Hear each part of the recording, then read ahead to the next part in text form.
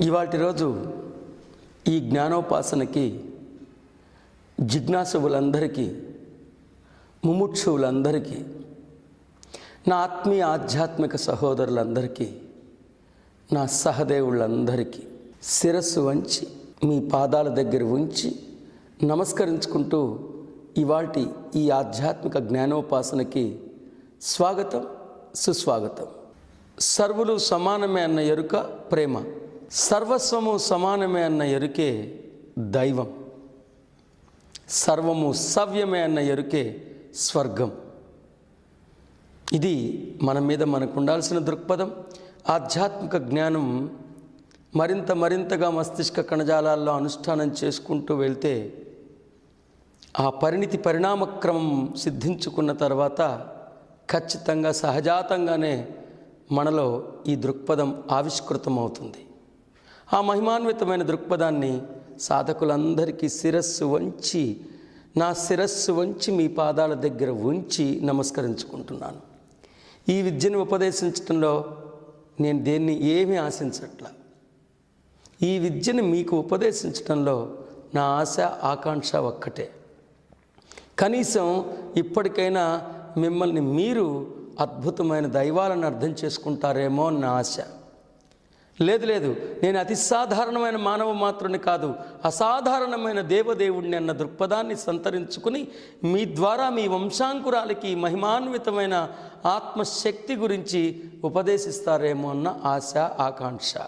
మళ్ళీ మీ ద్వారా ఆ సనాతన సాంప్రదాయం మానవ మస్తిష్క క్షేత్రాల్లో ప్రతిష్ఠితమవుతుందేమో అన్న ఆకాంక్ష. అందుకే ఆ మహిమాన్వితమైన దృక్పథాన్ని ఎప్పుడు విస్మరించకండి. సర్వులు సమానమే అన్న ఎరుక ప్రేమ, సర్వస్వము సమానమే అన్న ఎరుక దైవం, సర్వము సవ్యమే అన్న ఎరుక స్వర్గం. కాబట్టి ఈ అంశాన్ని మీకు తెలియచేస్తూ ఇవాటి రోజున మనం మోహం అన్న అంశం గురించి తెలుసుకుందాం. The title of today's concept is మోహం. సాధకులు తమ మదిలోంచి మరొక అజ్ఞానాన్ని ప్రక్షాళన చేసుకోవాల్సి ఉంటుంది. ఎంతోమంది నమ్ముతూ ఉంటారు, ఎంతోమంది చెప్తుంటారు, మనం వింటూనే ఉంటాం. చివరికి అందరం దాన్ని నమ్ముతున్నాం. ఏంటంటే అది భగవద్గీత. ఇద్దరు అన్నదమ్ములు ఆస్తి పంపకాల్లో తేడా వచ్చి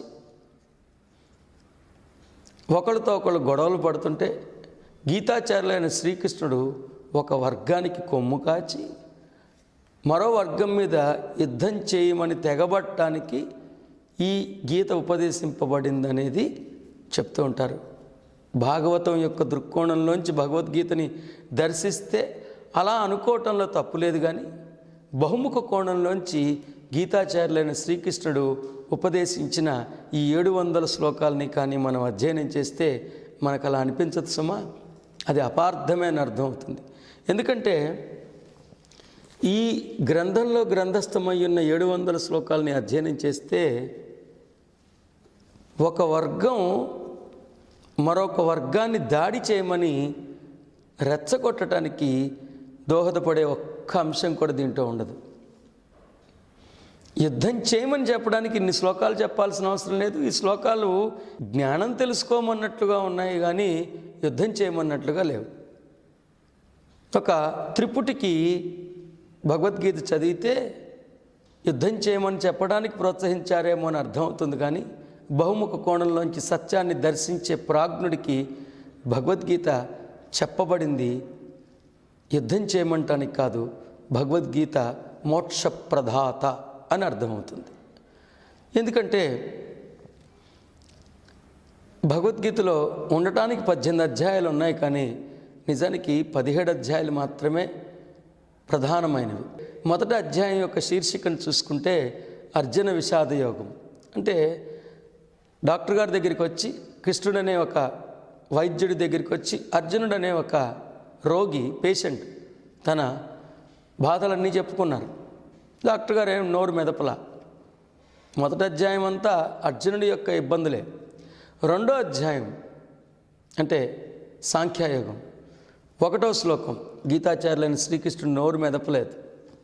సరిగ్గా 2వ అధ్యాయం 2వ శ్లోకంలోనే గీతాచార్యులైన శ్రీకృష్ణుడు భగవద్గీతని ఉపదేశించిన తొలి పలుకులు ఏమని ఉపదేశించాయంటే, అర్జున, తగని సమయమున నీకు ఈ మోహము ఎట్లు దాపరించినది. ఇది స్వర్గముని ఇచ్చినదియూ కాదు, కీర్తిని కలిగించినదియూ కాదు, శ్రేష్ఠులచే ఆచరింపబడినదియూ కాదు అని ఉపదేశించారు. So the very purpose of Bhagavad Gita is to make an aspirant realize that one should never ever take any decision in the confused state of mind.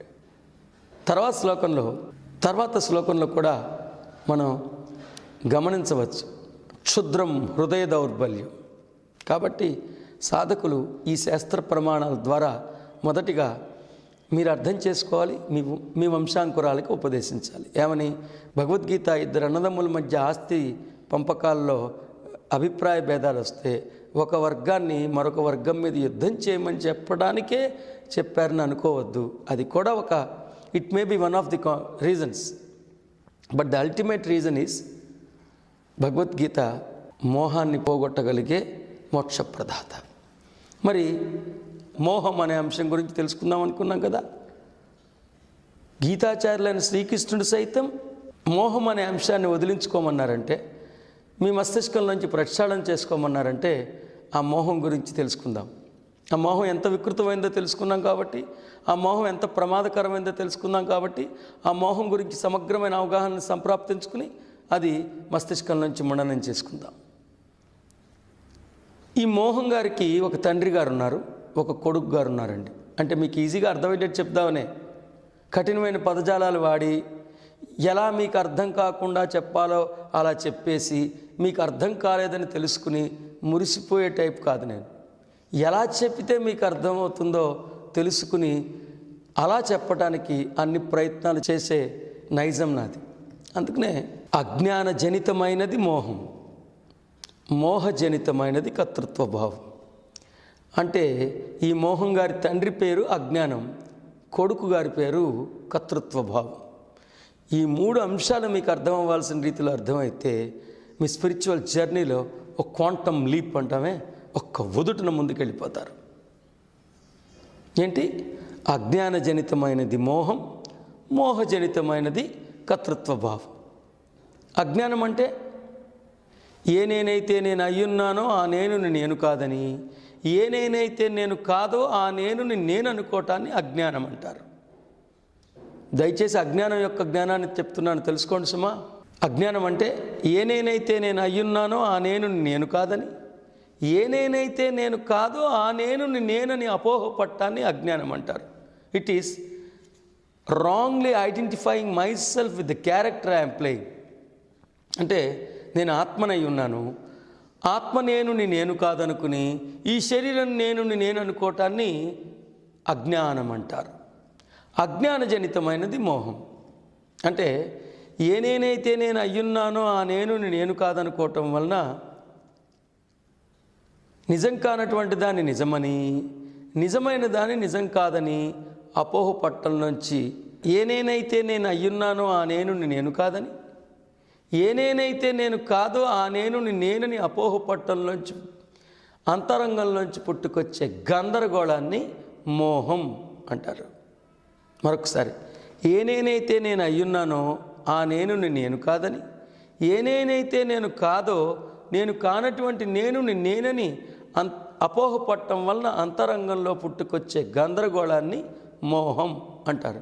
మరి ఈ మోహం పూర్తిగా ప్రక్షాళన అయిపోతే, అంటే నిజమైన దాన్ని నిజం కాదని, నిజం కానటువంటి దాన్ని నిజమైందని అపోహ పట్టం వలన అంతరంగంలో ఏర్పడిన గందరగోళాన్ని సమూలంగా ప్రక్షాళన చేసుకోగలిగితే దాన్ని ఆ మోహము క్షయమైపోతే మోక్షం అంటారు. మోక్షం అన్న అంశాన్ని మనం అనునిత్యం వాడుతూనే ఉంటాం, కానీ ఆ మోక్షం అన్న అంశం యొక్క అంతరార్థాన్ని పెద్దలు తెలియజేశారు మనకి ఇప్పుడే. ఇవేమి నేను ఇవి నేనే ఆవిష్కరించానని చెప్పట్లా. అనేక మంది మహనీయులు సనాతన సాంప్రదాయంలో ఈ అంశాలన్నీ మనకు ఉపదేశించారు, ఉపదేశిస్తూనే వచ్చారు. మోక్షం అంటే మోహము క్షయమైపోవటం. ఈ మోహంలోంచి పుట్టుకొచ్చేదే కర్తృత్వ భావం. కర్తృత్వ భావం అంటే ఏ నేనైతే నేను అయ్యున్నానో ఆ నేను కాదని అనుకోవటం వలన నిజమైన దాన్ని నిజం కాదని, నిజం కానటువంటి దాన్ని నిజమైందని అలా అపోహ పట్టంలోంచి పుట్టుకొచ్చి నేను కానటువంటి నేను చేసినవన్నీ నేను చేశానేమో అన్న అపోహనే కర్తృత్వ భావం అంటారు. కర్తృత్వ భావం అత్యంత వికృతమైనది, అత్యంత హేయమైనది. అజ్ఞానజనితమైనది మోహం, మోహజనితమైనది కర్తృత్వ భావం. కర్తృత్వ భావం అంటే నేను కానటువంటి నేను చేసినవన్నీ నేను చేశానేమో అని అపోహపడ్డం, నేనే అయిన నేను చేసినవన్నీ నేను చేయలేదేమో అని అపోహపడ్డం. ఈ కర్తృత్వ భావం యొక్క ప్రస్తావన కూడా భగవద్గీతలో 18వ అధ్యాయం 17 శ్లోకంలో విశేషంగా చెప్పబడినది. భగవద్గీత 18వ అధ్యాయం మోక్ష సన్యాస యోగం. కర్తృత్వ భావం ఎంత హేయమైనదో, కర్తృత్వ భావం ఎంత అవాంఛనీయమైనదో, కర్తృత్వ భావం ఎంత ప్రమాదకరమైందో మీకు తెలియచెప్పడం కోసమే ఈ 17వ శ్లోకాన్ని మీ ముందు ఉంచుతున్నా. Chapter number 18 verse number 17. అంతఃకరణమునందు కర్తృత్వ భావం లేని వాని బుద్ధి ప్రాపంచిక పదార్థముల యందును కర్మల యందును అంటుకొనదు. అట్టి పురుషుడు ఈ లోకములన్నింటినీ హతమార్చినను వాస్తవముగా చంపినవాడు కాడు, అతనికి ఎట్టి పాపములు అంటావు. మరొకసారి, అంతఃకరణమునందు కర్తృత్వ భావం లేని వాని బుద్ధి ఈ ప్రాపంచిక పదార్థముల యందు అంటుకొనదు. అట్టి పురుషుడు ఈ లోకములన్నింటినీ చంపినను వాస్తవముగా చంపినవాడు కాదు, అతనికి ఎట్టి పాపము అంటదు. అంటే అర్థం ఏంటండి? కృష్ణుడు అందరినీ చంపేయమన్నాడని అర్థమవుతుందా? అది కాదు సుమా. కర్తృత్వ భావం ఎంత ప్రమాదకరమైందో తెలియచెప్పారు. ఒక వ్యక్తిని చంపితేనే పాపం అని అనుకుంటున్నాం కదా, మరి భూపరితలంలో జీవిస్తున్న వాళ్ళందరూ చనిపోతే మహాపాపం కదా. ఈ విశాలమైన విశ్వంలో అంతర్భాగంగా ఉన్న అన్ని లోకాలు వినాశనమైపోతే అత్యంత భయానకమైన పాపం కదా. కానీ వాటన్నిటికన్నా కూడా హేయమైనది, నీచమైనది, మహాపాపం కర్తృత్వ భావం. కాబట్టి భగవద్గీత మోక్షప్రదాత అని అర్థమవుతుంది. ఎందుకంటే 4వ అధ్యాయం 35వ శ్లోకంలో గీతాచార్యులైన శ్రీకృష్ణుడు అంటే జ్ఞాన కర్మయోగంలో 35వ శ్లోకంలో వారు ఏం ఉపదేశించారంటే, ఈ తత్వజ్ఞానము నెరింగినచో మరల ఇట్టి వ్యామోహానికి నీవు గురికావు. సో భగవద్గీతలో ఉపదేశింపబడిన జ్ఞానం అర్థమైతే మోహము క్షయమైపోయి మోక్షం సంప్రాప్తింపబడుతుంది అని అర్థం చేసుకోవచ్చు. ఇవాల్టి రోజున మనం అజ్ఞానజనితమైనది మోహమని, మోహజనితమైనది కర్తృత్వ భావం అని అర్థం చేసుకున్నాం. స్పిరిచువాలిటీలో అంటే ఆధ్యాత్మికంగా మీ బుద్ధి కుశలత వికసించడానికి, ఆధ్యాత్మికంగా మీ బుద్ధి కుశలత వికసించడానికి, ఆధ్యాత్మికతలో అహం బ్రహ్మాస్మి అన్న సర్వోత్కృష్టమైన స్థితికి మిమ్మల్ని మీరు ఉద్ధరించుకోవటానికి ఈ అంశం విశేషంగా దోహదపడుతుంది. కాబట్టి ఇది మీకు అర్థమయ్యేటట్టు చెప్పడానికి ప్రయత్నించాను. మరొకసారి తెలియచెప్తున్నాను. అజ్ఞానజనితమైనది మోహం, మోహజనితమైనది కర్తృత్వ భావం.